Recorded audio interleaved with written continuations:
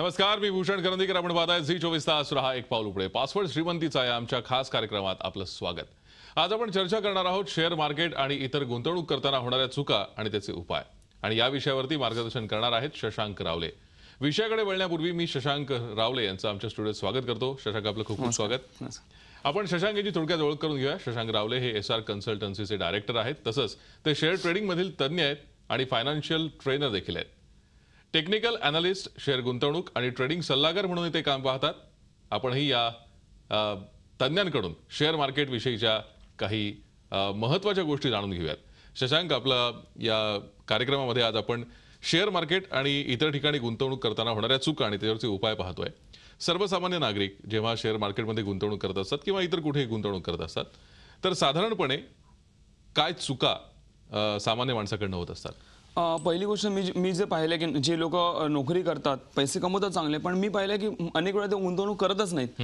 त्यांचे पैसे more than 80-90% पैसे त्यांचे बँकेत पडलेले असतात.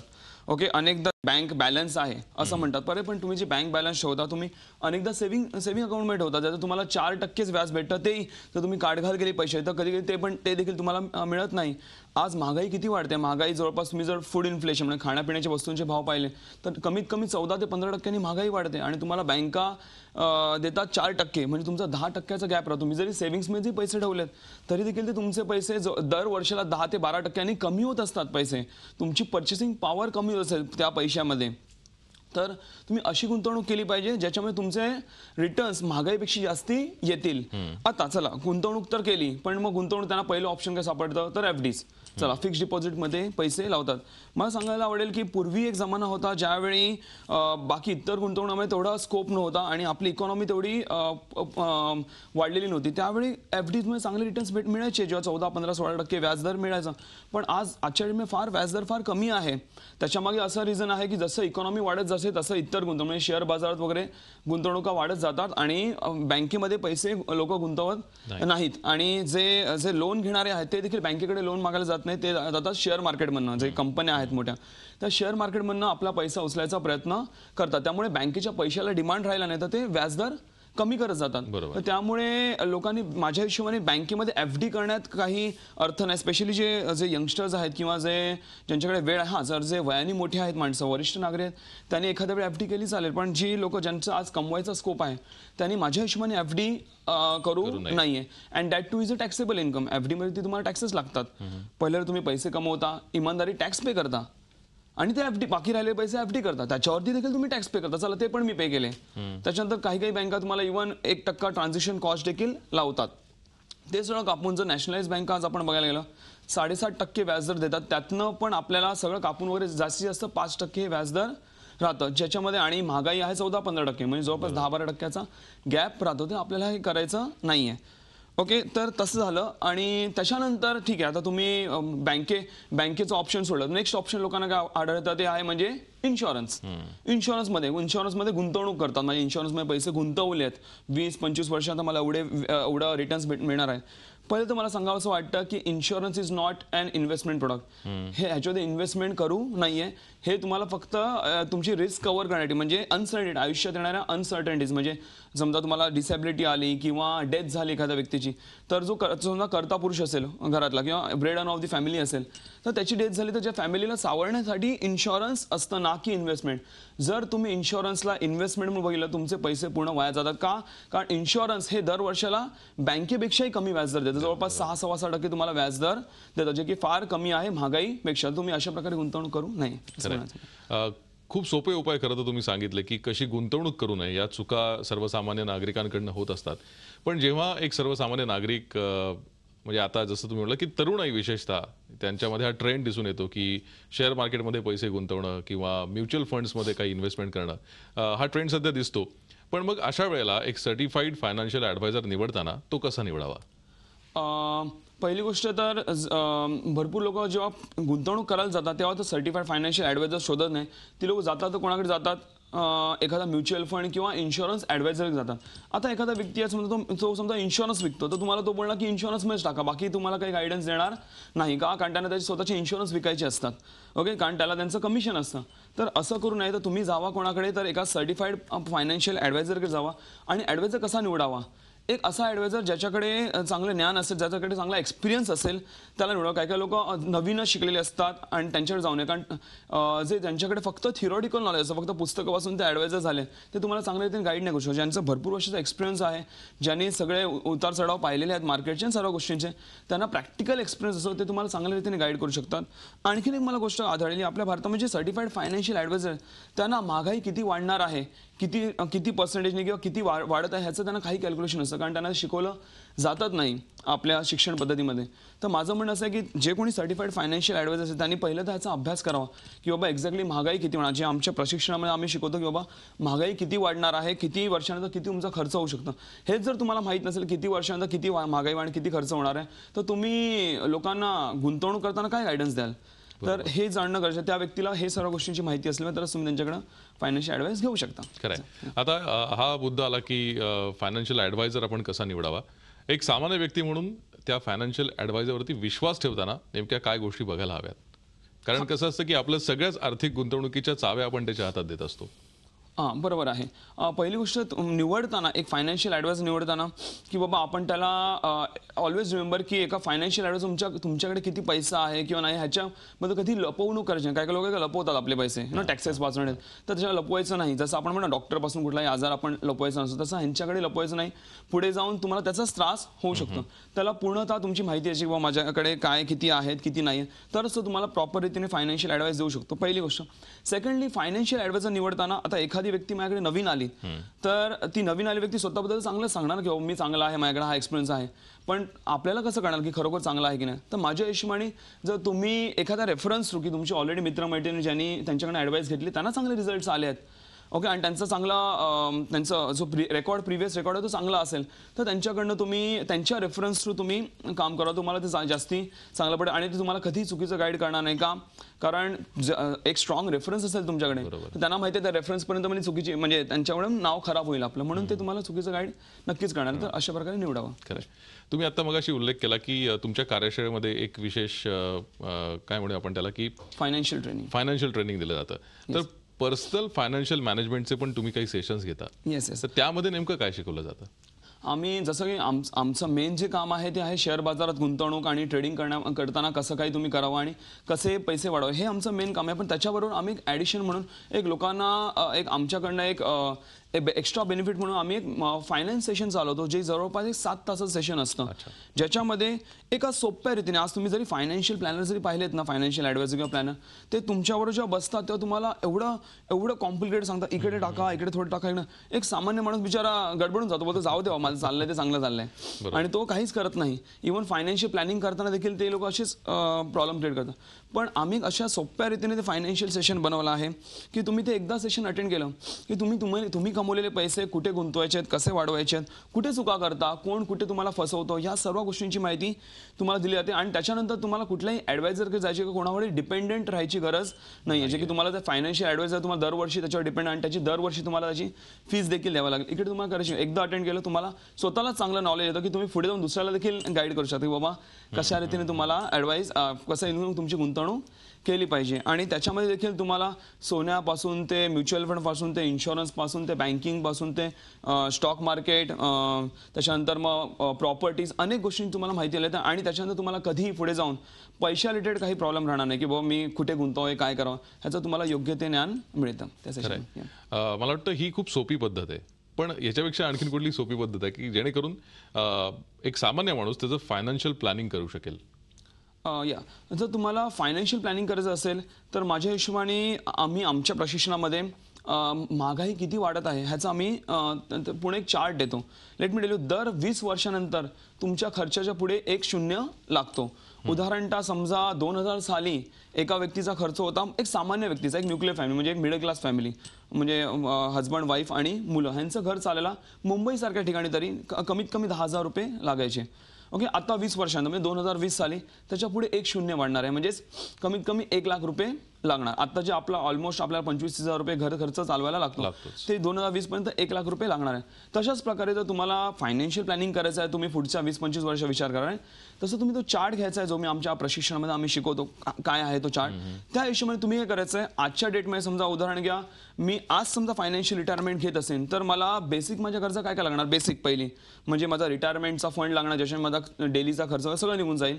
ओके, त्याच्यानंतर मला माझ्या मुलांच्या एज्युकेशनचा खर्च, ओके, माझ्या मुलांच्या लग्नाचा खर्च आणि माझा मेडिकल काही नीड्स असतील, म्हणजे प्रकृती काही झालं तर मेडिकल नीड्स, हे 4 मेन खर्च आहेत जे रिटायर्ड पर्सनला लागतात.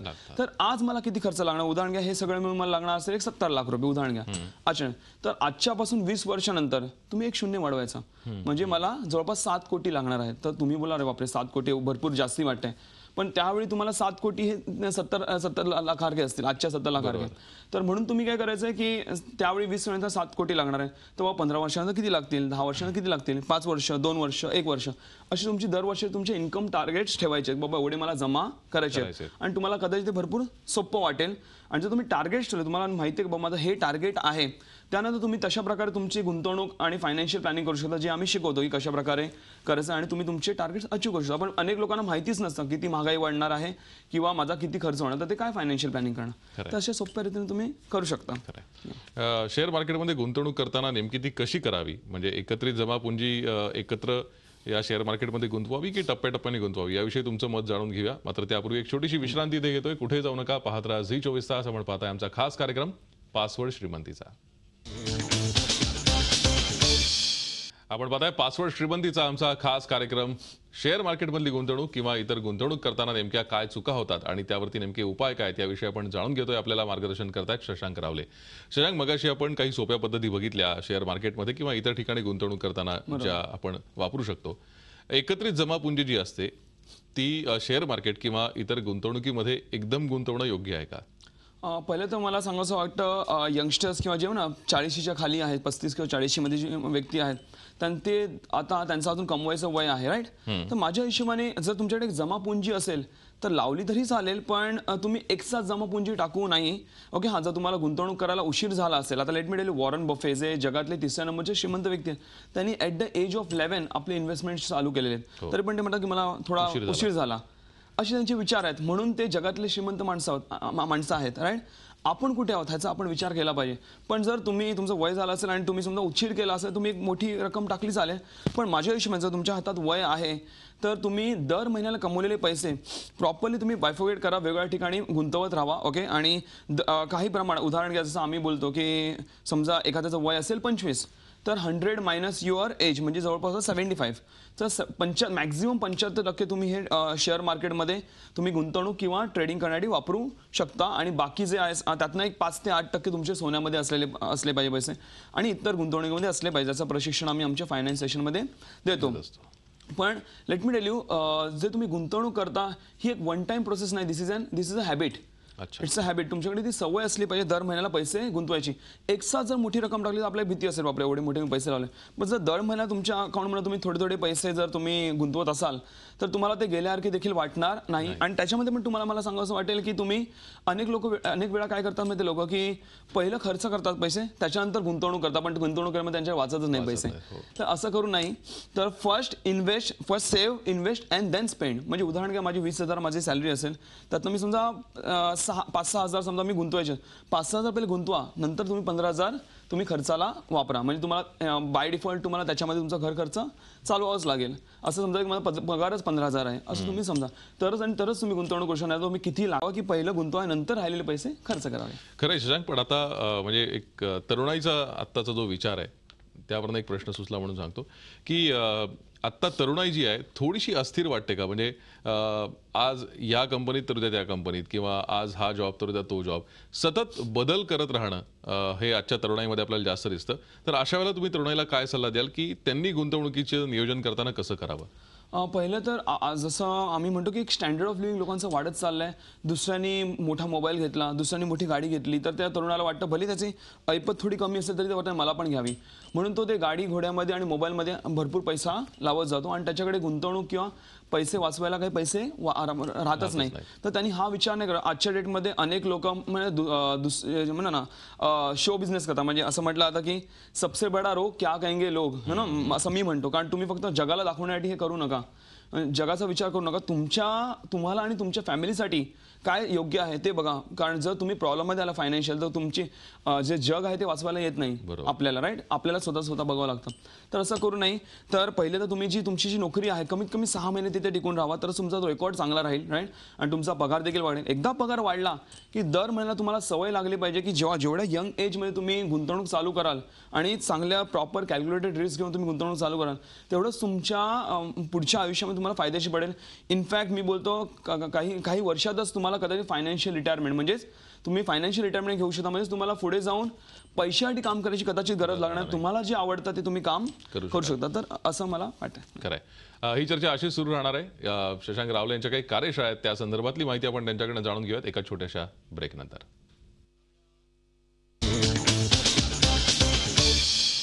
आपण पाहताय पासवर्ड श्रीमंतीचा आमचा खास कार्यक्रम आणि शेअर मार्केटमधली गुंतवणूक किंवा इतर गुंतवणूक करताना होणाऱ्या चुका आणि त्यावरचे उपाय आपण जाणून घेतोय. आपल्याला मार्गदर्शन करतायत शशांक रावले. शशांक, मगाशी आपण तरुणाईला सांगितलं की नेमकी कशी गुंतवणूक त्यांनी केली पाहिजे. पण जे ज्येष्ठ नागरिक असतात, जे रिटायर झालेत, त्यांनी शेअर मार्केटमध्ये गुंतवणूक केली तर चालू शकेल का? ज्येष्ठ नागरिक म्हणजे साधारणतः 60 ते 65 वय, राईट. समजा एखाद्या व्यक्तीचं 60 वय असेल तर ते मॅक्झिमम, जसं मी परत म्हणतो 100 मायनस युअर एज, म्हणजे मॅक्झिमम 40% हे शेअर बाजारात गुंतवणूक करू शकतात. पण माझं म्हणणं असं आहे की हे जे आपलं वय आहे 60-65, हे वय पैसे टाकायचं नसतं, पैसे काढायचं असतं. जर तुम्ही आजच्या डेट म्हणजे एवढ्या वयामध्ये जर पैसे टाकत असाल तर तुम्ही काढणार कधी, उपभोग कधी घेणार? तुम्ही मला तुमच्या मुलांसाठी, तुम्ही आयुष्यभर केलं, मुलांसाठी भरपूर झालं, आता मुलांना स्वतःचं करू दे, आता तुम्ही स्वतःचं आयुष्य जगा. तर माझं म्हणणं असं आहे की 10-20% तुमच्या रकमेमध्ये तुम्ही शेअर बाजारात ट्रेडिंग करण्यासाठी तुम्ही गुंतवणूक थोडीफार करा आणि एक ट्रेडिंगसाठी पण थोडीफार अमाऊंट तुम्ही टाकू शकता. एक अशी अमाऊंट की असं म्हटलं आता की एम्प्टी माइंड्स डेव्हिल्स वर्कशॉप, म्हणजे एखादी रिटायर्ड व्यक्ती घरी बसली आहे तर ते म्हणा ना त्यांचं डोकं नाही चालत, त्यावेळी तुम्ही घरी बसून ट्रेडिंग करा आणि एक साधारणतः एक छोटी अमाऊंट लावा आणि तुम्हाला एक 4 पैसे चांगले मिळतील देखील, जे तुम्ही खर्च देखील चालेल आणि तुमचा वेळ सुद्धा चांगल्या रीतीने तुम्ही म्हणा you can utilise your free time to make money any time with the help of stock market. तर अशा प्रकारे करा. आणि हे जे वयस्कर व्यक्ती आहेत त्यांना मी बोलेन की बाबा तुम्ही FDsमध्ये किंवा जे सेफ गुंतवणूक आहे, ज्याला आपण सेफ तिकडे तुम्ही गुंतवले किंवा ठेवले पैसे चालतील. कारण त्यावेळी समजा तुमच्या पैशाने थोडंफार वर खाली झालं तर तुम्ही त्यावेळी आपण म्हणा ना आपण सहन करू शकणार. तर अशा प्रकारे तुम्ही करू शकता. शशांक, तुमच्या कार्यशाळेविषयी थोडी माहिती द्या. मला वाटतं महाराष्ट्रातल्या महत्त्वाच्या 4 शहरांमध्ये ह्या कार्यशाळा होत आहेत. हां, पहिलं तर आमच्या कार्यशाळांमध्ये काय शिकवलं जातं याच्याबद्दल सांगितलं, तर कुठे कुठे आहेत त्याच्यावर सांगेन. तुम्हाला माहिती तर स्क्रीनवर येतच असेल. पण आमच्या कार्यशाळेमध्ये तुम्हाला ट्रेडिंग व गुंतवणूक कशा रीतीने तुम्ही करून चांगले पैसे कमवू शकता ह्याच्यावर तुम्हाला पूर्ण माहिती देतं, पूर्ण ट्रेनिंग दिलं जातं. एक शून्यापासून एका व्यक्तीला ज्याला काहीच नॉलेज नाही आहे, काहीच माहिती नाही आहे मार्केटबद्दल, त्याला शून्यापासून आम्ही एक चांगलं ट्रेडर किंवा इन्व्हेस्टर बनवतो. आणि तुम्ही एकदा ते केल्यानंतर तुम्ही सहजरित्या दिवसाला 3-4 हजार रुपये लाखामागे सहज कमवू शकता. किंवा जर 10-15 हजार लावले तर 400-500-600 रुपये दिवसाला सहजरित्या बनू शकता आमच्या ट्रेनिंग्स नंतर. हे अशा रीतीने आहे. आणि ज्या आमच्या कार्यशाळा ज्या आहेत ते ऑल ओव्हर महाराष्ट्रामध्ये सध्या मुंबई, पुणे आणि नाशिकमध्ये चालू आहेत. येत्या 11 सप्टेंबरला मध्ये आम्ही कार्यशाळा नाही ठेवलं कारण आता गणेश चतुर्थी आहे, तर आपण सगळे गणेश चतुर्थीमध्ये बिझी असतो, राईट. तर 11 सप्टेंबरला आपल्या कार्यशाळा आहे. पहिली कार्यशाळा जी पुण्यामध्ये आहे 11 सप्टेंबरला. तर दुसरी जी कार्यशाळा आहे ती आहे ठाण्यामध्ये, जी आहे 12 सप्टेंबरला. तिसरी कार्यशाळा आहे ती आहे दादरमध्ये 13 सप्टेंबरला आणि चौथी जी कार्यशाळा आहे ती आहे नाशिकमध्ये 14 सप्टेंबरला ती कार्यशाळा आहे. अशा प्रकारे 4 महत्त्वाच्या शहरामध्ये आपल्या 3 महत्त्वाच्या शहरामध्ये आपल्या कार्यशाळा आहेत, जे तुम्ही त्याचा लाभ घेऊ शकता. आणि त्याच्यामध्ये काही रजिस्ट्रेशनची देखील गरज नाही, तुम्ही डायरेक्टली येऊ शकता. आपल्या स्क्रीनवर नंबर दिसत असतील, त्याच्यावर तुम्ही फक्त मिस कॉल देखील दिला तरी पण तुम्हाला एक 2 ते 3 दिवसामध्ये, कार्यशाळेच्या 2-3 दिवस आधी तुम्हाला मेसेज येतील. 4ही कार्यशाळांचे तुम्हाला SMS येतील. त्यातनं कुठली कार्यशाळा अटेंड केली तुम्ही अटेंड करू शकता. एवढे सोपे तुम्ही रजिस्ट्रेशन करू शकता. खरं तर गुंतवणूक करताना अनेक प्रलोभनं तरुणाई समोर असतात किंवा सामान्य माणसासमोर असतात, पण त्यातून या प्रलोभनापासून कसं दूर राहायचं हे तुम्ही आज सांगितलं. खरं तर वेळ कमी आहे आणि या कमी वेळेत तुम्ही इतकं छान मार्गदर्शन केलं, त्याबद्दल आपले खूप खूप आभार. धन्यवाद. पासवर्ड श्रीमंतीचा विशेष कार्यक्रमात इथेच थांबतोय. ताज्या बातम्यांसाठी आपण पाहत राहा झी 24 तास. रहा एक पाऊल पुढे.